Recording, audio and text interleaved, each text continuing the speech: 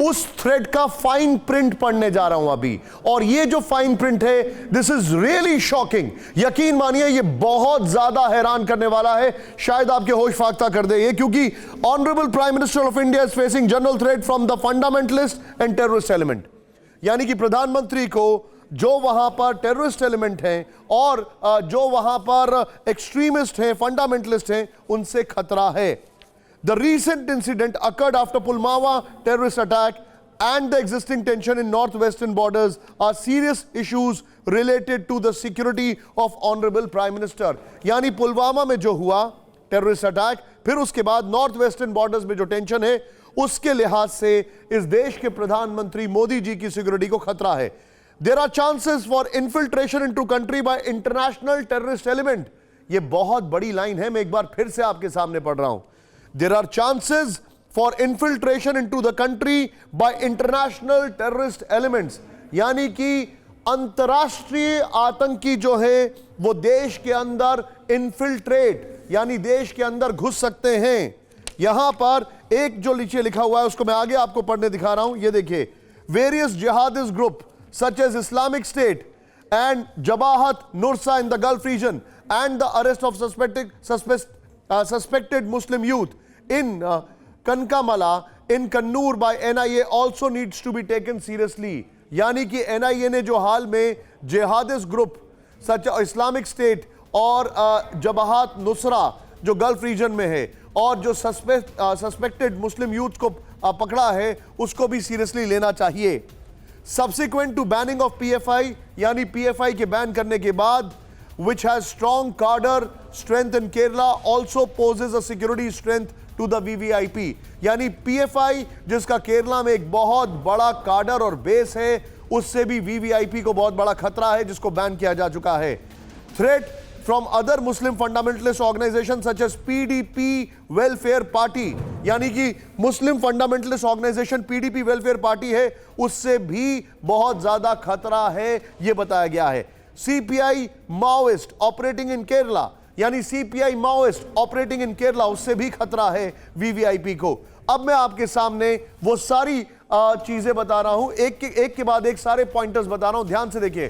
प्रधानमंत्री को किससे खतरा है? नंबर 1, आतंकी गतिविधियां जो चल रही हैं उससे, नॉर्थ वेस्टर्न बॉर्डर्स में जो कुछ भी हो रहा है उससे, अंतरराष्ट्रीय आतंकियों के भारत में घुसने से। फिर प्रधानमंत्री को खतरा किससे है? जो अलग अलग जिहादिस्ट ग्रुप हैं, जो इस्लामिक स्टेट समर्थित हैं, उनसे, जबहत नुस्रा जो गल्फ रीजन में है उससे, फिर जो फंडामेंटलिस्ट जो मुस्लिम यूथ जो कनकमाला में पकड़े गए हैं कन्नूर में, उनको भी सीरियसली लेना चाहिए। फिर प्रधानमंत्री को खतरा है PFI को, जिसको बैन किया गया है, उसके एक्टिव कार्डर से।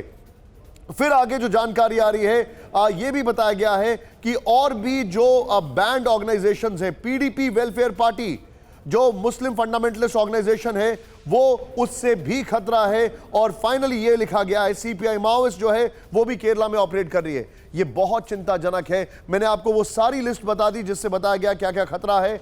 Last week president BJP state committee Kerala had received a letter written in Malayalam में लेटर लिखा गया था और उससे बताया गया था कि प्रधानमंत्री को सुसाइड बॉम्बर से खतरा है, सुसाइड बॉम्बर से।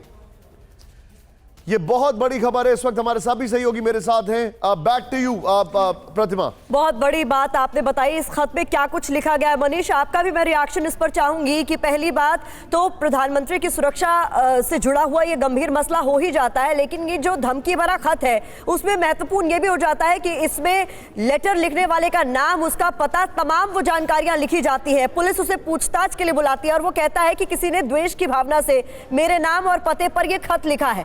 अब पुलिस के कान खड़े हो जाते हैं, लेकिन ये मामला बहुत गंभीर, मनीष।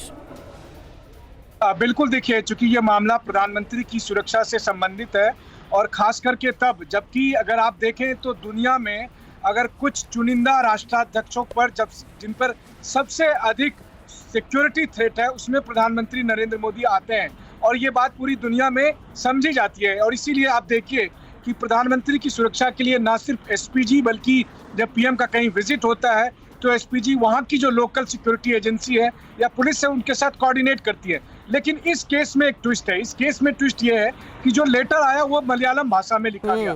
तो सिक्योरिटी एजेंसीज का ये मानना है कि इसका मतलब ये है कि हालांकि प्रधानमंत्री के सिक्योरिटी थ्रेट पर ग्लोबली हम इसको देख पा रहे हैं, लेकिन यहाँ मामला एक स्टेट का स्पेसिफिक है, यानी कि वहां से जो संस्थाएं हैं, और वैसी स्थिति में पहले शक की सुई पीएफआई जैसी संस्थाओं पर जाती है, क्योंकि हालिया दिनों में जिस तरह से उस पर कठोर कार्रवाई हुई, बैन हुआ, या फिर जो पॉलिटिकल नैरेटिव सेटअप करने की कोशिश है,